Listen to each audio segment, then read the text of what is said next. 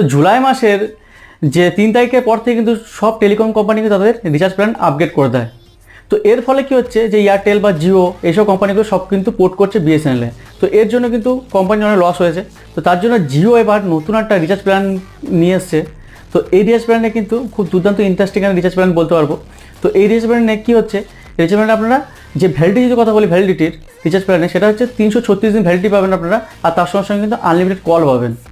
আর তার সঙ্গে যে এসএমএস পাচ্ছেন সেটা কিন্তু 3600 এসএমএস কিন্তু পাবেন আপনারা। আর যে ডেটাটা যদি কথা বলি, ডেটাটা কিন্তু 24 জিবি ডেটা পাচ্ছেন আপনারা। তো এইবার হচ্ছে এই রিচার্জ কত টাকার রিচার্জ। তো রিচার্জ যদি কথা বলি এখানে, তো যাদের খুব কম ডেটা প্রয়োজন তাদের জন্য কিন্তু পারফেক্ট একটা রিচার্জ প্ল্যান। যাদের দরকার হচ্ছে আপনার আনলিমিটেড কল এসএমএস দরকার, কিন্তু ডেটা খুব একটা দরকার পড়ে না, কারণ হচ্ছে কি যারা খুব বিজি থাকে কাজে বা কোনো অফিসে থাকেন বা ব্যবসা করেন, তো মোবাইলের যে ডেটাটা সেটা কিন্তু আপনারা ইউজ করতে পারেন না ঠিকঠাকভাবে। তো তার জন্য কিন্তু তাদের জন্য কিন্তু একটা পারফেক্ট